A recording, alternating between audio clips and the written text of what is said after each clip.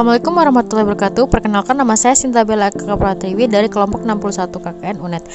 Di samping saya, di belakang saya, ini adalah Balai Desa Alas Rejo, tempat di mana saya akan melakukan suatu penelitian KKN kali ini.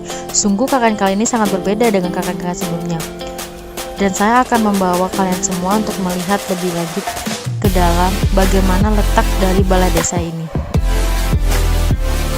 Dan inilah bentuk pandangan di awal yang terletak di pinggir Jalan Raya Pantura, Jalan Raya Situbondo, Banyuwangi. Yuk ikut aku yuk untuk melihat lebih lanjut.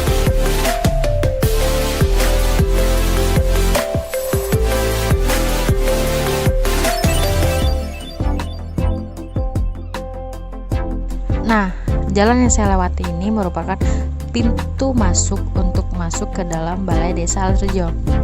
Pada bangunan di samping ini, di sebelah kiri atau di belakang saya, merupakan tempat balai desa yang belum selesai dalam proses pembangunan.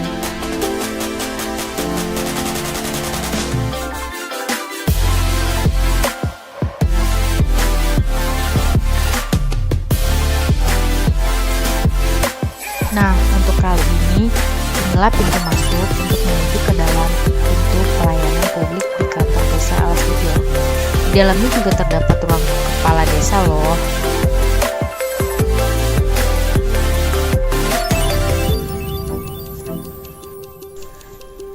Nah, di sini ada suatu banner dari APBDes tahun 2020. Di sini adanya suatu pendapatan desa, anggaran desa yang dipampang nyata dan bersifat publik kepada masyarakat.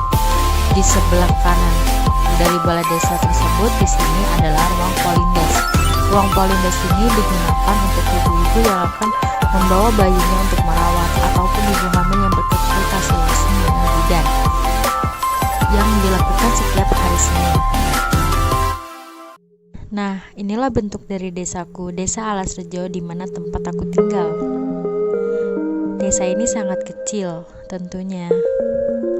Sekian, terima kasih dari saya.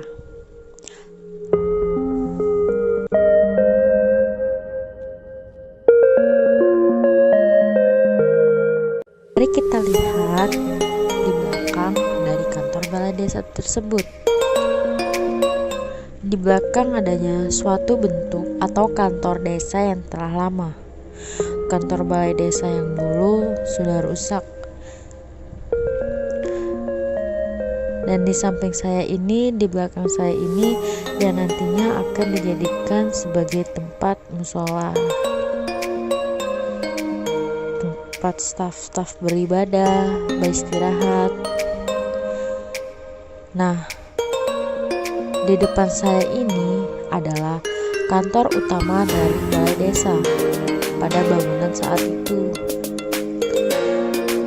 Bangunan ini sudah rusak, di mana setiap tahun selalu memperbaikinya. Oleh karena itu, dibangunlah balai desa yang awal yang berdiri di depan kami. Mari ikut saya untuk melihat ke sekelilingnya.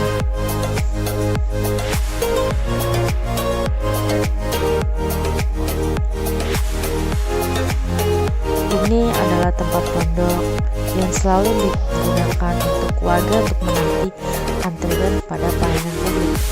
Nah, pada halaman kosong ini, lahan kosong ini selalu digunakan untuk perlombaan sepak bola, perlombaan voli, maupun bulu tangkis yang selalu diadakan pada setiap bulan kemerdekaan. Namun, gara-gara pandemi ini, tidak ada acara-acara tersebut lagi. Yuk kita lihat ruangan-ruangan yang lainnya.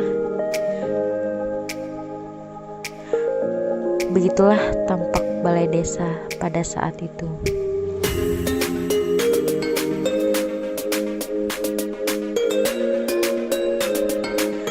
Nah, di depan situ kali ini di samping saya terdapat ruangan polindes dan ruangan ibu PKK, di mana tempat ini dulunya sangat bagus. Dan di samping saya ini, di sebelah saya ini merupakan musola pada zaman dahulu. Musola ini sudah rusak karena rayap telah memakan kayu-kayunya, sehingga atap-atap di atasnya pun roboh. Nah, kita lihat di samping kantor desa Alasrejo ini terdapat kebun jagung, di mana kebun jagung ini dikelola langsung loh oleh kepala desaku. Bukan hanya kebun jagung, kadang juga kepala desaku menanamnya dengan cabai, sesuai musim aja. Sengaja kepala desa yang mengelola karena untuk mengisi pemasukan uang kas. Sangat luas kan?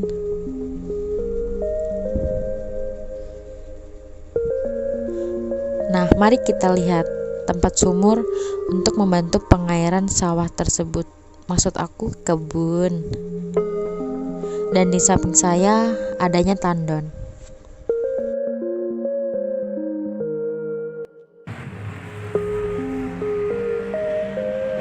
Nah, untuk ini namanya pasar kawasan pedesaan. Pasar ini diisi oleh masyarakat pedagang kaki lima yang berjualan di sekitarnya. Inilah tampak pada siang harinya. Tepat di belakang ini merupakan sebuah ruko di mana di dalamnya terdapat sebuah BUMDes. BUMDes di Desa Alasrejo tepatnya berada di pasar kawasan pedesaan, di sampingnya juga terdapat kantor BUMDes. Disinilah tempat warga masyarakat untuk mengambil beras ataupun sembako BPM. Nah, kalau ini merupakan pedagang dari asal Bandung yang berjualan boneka menggunakan jasa pada pasar kawasan pedesaan. Dia mengisi ruko-ruko di sini.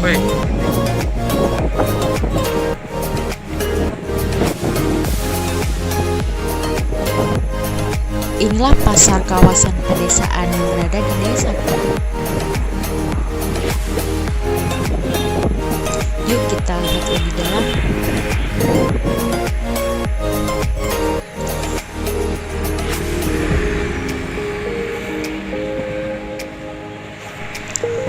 Nah, itu pun ada pembeli yang menggunakan jasa pada pasar ini. Yuk kita lihat lebih dalam. Nah, di belakang pasar kawasan pedesaan ini dulunya tempat lapangan sepak bola. Namun kepala desaku merubahnya sebagai tempat ruang taman hijau. Nah, di tempat inilah biasanya ada festival corn, yaitu festival jagung sekecamatan Mosorjo. Indah bukan? Namun gara-gara pandemi ini kegiatan-kegiatan di desaku sangat terhambat. Contohnya seperti ini, banyak masyarakat yang tidak memakai masker.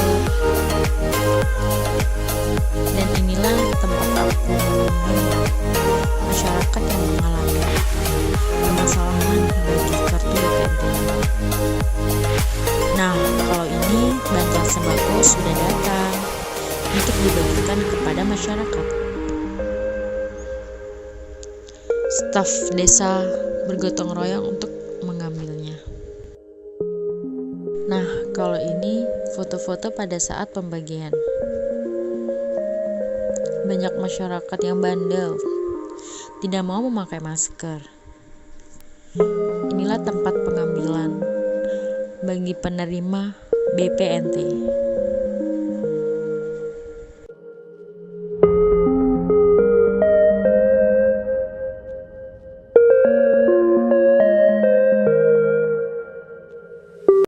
Nah, kalau foto-foto ini merupakan foto-foto saat penerimaan bagi masyarakat yang menerima bantuan BLT atau uang Rp600.000 per bulan.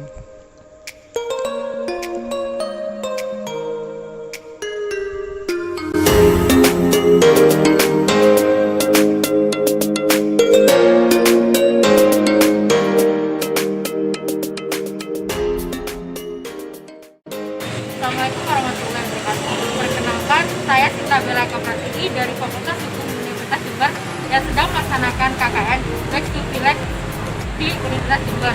Kali ini saya akan melakukan suatu wawancara yang berkaitan dan berhubungan dengan program kerja KKN saya. Di samping saya ada wakil dari koordinator TKSK se-Kabupaten Banyuwangi. Dan kali ini saya akan melakukan suatu wawancara yang berkaitan dengan poin-poinnya setelah saya catat. Untuk yang pertama yang bakal saya tanyakan yaitu tupoksi BUMDes dalam pengelolaan BPNT itu apa saja, Pak? BUMDes itu dalam pengelolaan BPNT sebetulnya hanya sebagai penyalur, penyalur yang ditujukan kepada agen-agen yang ada di desa masing-masing. Nah, kalau tupoksi BUMDes sendiri itu sebagai pengelola aset-aset desa atau TKD itu. Untuk yang kedua, apakah BUMDes itu dari BPNT? BUMDes itu bukan, tidak ada kaitannya dengan BPNT, hanya secara BPNT lahir itu, BUMDes itu lahirnya dipaksakan karena seolah-olah yang bisa mengelola BPNT itu hanya BUMDes. Sebetulnya tidak seperti itu. Tugas para BUMDes yaitu hanya sebagai penyalur. Lalu untuk BPNT itu sendiri pengelolanya siapa, Pak? Pengelola BPNT itu adalah agen yang sudah ditunjuk oleh pendamping dan himbara yang menunjuk, yang menciptakan kartu ATM itu dikelola oleh agen, sehingga BPNT itu diawasi oleh beberapa instansi yang terkait yaitu TIKOR yang ada di kecamatan dan didampingi oleh pendamping yaitu TKSK se-Kabupaten Banyuwangi. Lalu setelah saya ikut mendampingi warga yang menerima BPNT kan banyak yang bermasalah, Pak, kartunya. Bagaimana cara mengatasinya, Pak? Satu, bahwa pengelolaan kartu BPNT banyak memang permasalahan kartu-kartu, baik itu kartu error, kartu saldo kosong atau rusak atau hilang. Ini agen itu menginventarisasi bahwa kartu-kartu yang rusak itu berdasarkan by name by address-nya, dicatat nomor ATM-nya serta rekeningnya, baru dikumpulkan kepada pendampingnya TKSK, baru diajukan ke Dinas Sosial Kabupaten Banyuwangi untuk diajukan pengganti atau penerbitan ulang ke bank pencetak kartu atau bank himbara yang sudah ditunjuk oleh Kementerian Sosial, sekaligus memberikan laporan kepada Kementerian Sosial untuk diterbitkan ulang kartu tersebut. Kan waktu saya pendampingan, Pak, adanya pembagian seperti sembako. Lalu itu apakah memiliki komposisi sendiri dan patokan harga sendiri? Ya, kalau BPNT itu ada patokannya, yaitu ada komposisinya, yaitu meliputi beras, telur, daging, dan kacang-kacangan. Sehingga ketika BPNT itu setiap bulan keluar, yang nominalnya 200 itu harus memenuhi komposisi, yaitu 1 beras 15 kg, telur itu adalah 5 biji. Kalau berbentuk daging sapi itu harus 1/4 kilo. Kalau ada kacang-kacangan semacam kacang hijau itu harus 1/2 kilo nilainya. Jadi kalau dihitung semuanya itu tepat 200.000. Untuk yang terakhir, Pak, apakah hasil dari BPNT dilaporkannya itu berapa bulan sekali? BPNT itu pendamping harus selalu mendampingi, melaporkan setiap bulan sekali, tidak boleh tidak, termasuk komposisi dan nilai itu harus terpenuhi. Bahkan sekarang ini diharuskan di setiap desa-desa itu harus memasang papan nama sesuai dengan komposisi serta nilai harga. Dan ketika melaporkan mulai dari Dinsos Kabupaten, Dinsos Provinsi sampai ke Kementerian Sosial. Terima kasih atas waktunya dan Pak dalam melaksanakan